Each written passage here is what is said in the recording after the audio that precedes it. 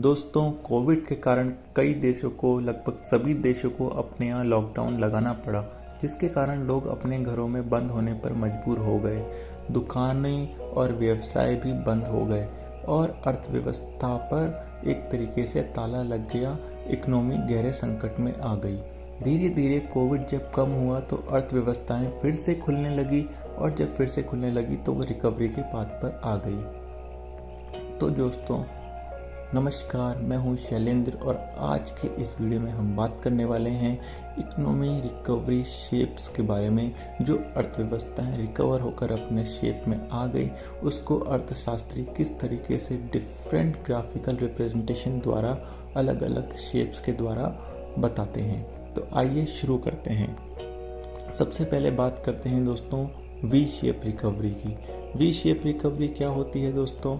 जो अर्थव्यवस्था होती है किसी कारण से, जैसे अभी कोविड के कारण से एकदम से नीचे चली जाती है, जो प्रोडक्शन है वो बिल्कुल लो हो जाता है, रोजगार, अनएम्प्लॉयमेंट जो है वो बिल्कुल बढ़ जाता है, इन्फ्लेशन बढ़ जाती है, उस केस में अर्थव्यवस्था नीचे चली जाती है। लेकिन उसके बाद सरकार की नीतियों के कारण, सुधारों के कारण वापस इकोनॉमी अपने शेप में आती है और बहुत तेज़ी से आती है। जिस गति से नीचे गया था उसी गति से ऊपर आती है, तो वो आपको वी शेप रिकवरी बोला जाता है। आप ग्राफ में देख सकते हैं, जिस गति से नीचे आई उसी गति से वापस ऊपर गई और अपने पाथ में फिर से चल पड़ी।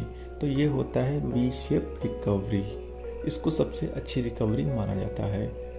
इसके बाद दूसरी रिकवरी बोली जाती है यू शेप रिकवरी।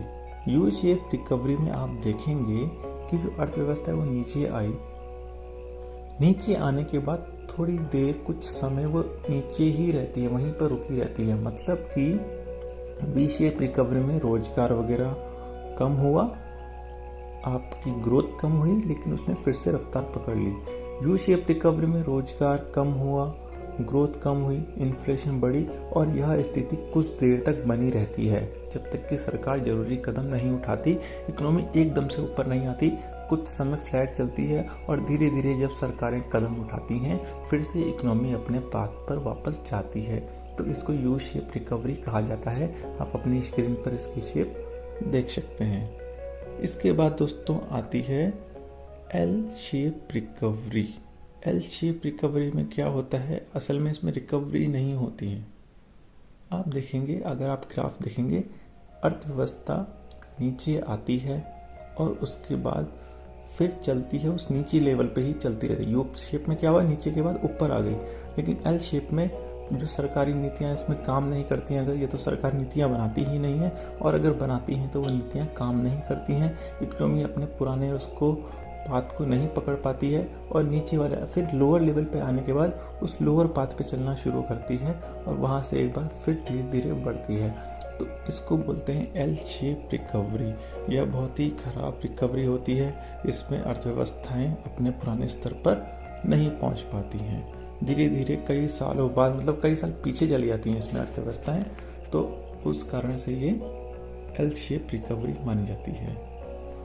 इसके बाद दोस्तों एक और आता है जिसको हम बोलते हैं W shape recovery. W shape क्या हो गया? दो वी शेप हो गया। अर्थव्यवस्था नीचे आएगी, फिर सुधार होंगे, फिर ऊपर जाएगी, लेकिन किन्हीं कारणों से दोबारा से नीचे आ जाएगी। जैसे कि आपने देखा, कोविड में लॉकडाउन लगा, लॉकडाउन हटा, फिर अर्थव्यवस्था ने रफ्तार पकड़ी।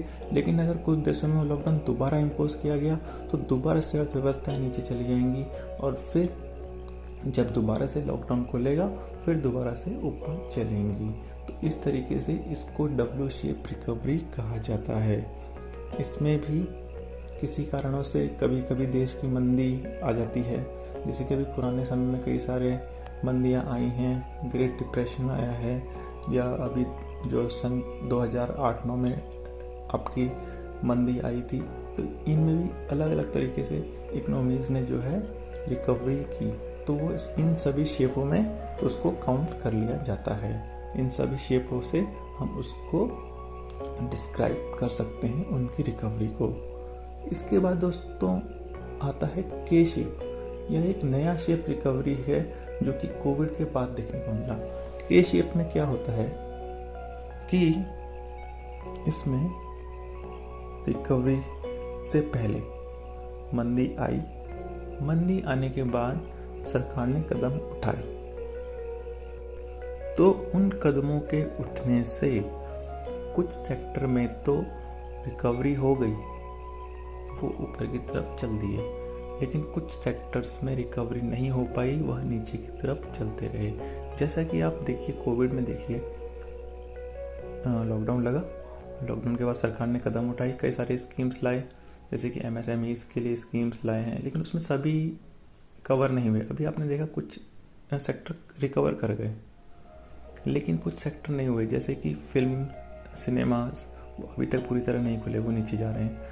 आप देखेंगे ये अपने अम्यूज़मेंट पार्क वगैरह हो गए, वो अभी तक पूरी तरीके से रिकवर नहीं कर पाए हैं। वहीं कुछ इंडस्ट्रीज जैसे फूड FMCG गुड्स हो गए, वो रिकवर कर गए, लोगों की ज़रूरत थी उसको, जल्दी से रिकवर कर गए। लेकिन कुछ अभी तक ऐसे सेक्टर हैं जिनको पूरा जो बूस्ट था वो नहीं मिल पाया, उनको सरकारी योजनाओं का पूरा लाभ नहीं मिल पाया, तो जो रिकवरी थी आधी ऊपर गई, आधे सेक्टर नीचे चले गए। तो ये के शेप रिकवरी इसको बोला गया। ये कोविड के बाद अर्थशास्त्रियों ने ये पैटर्न देखा है अर्थव्यवस्था में इकोनॉमिक रिकवरी का।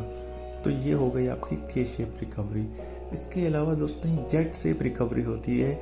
जेट शेप रिकवरी में क्या होता है कि आपको ये जेट की तरह दिखेगी रिकवरी। कैसे कि इकोनॉमी एक बार नीचे आती है, उसके बाद वी शेप की तरह ऊपर जाती है और अपने ओरिजिनल जहाँ पे वो पहले थी मंदी में आने से पहले वहाँ तक पहुँचती है, उसको पार कर जाती है, उससे भी ऊपर चली जाती है और उसके बाद धीरे धीरे फिर नीचे आती है और फिर दोबारा अपने जो ओरिजिनल पाथ पे थी उस पर चलती है।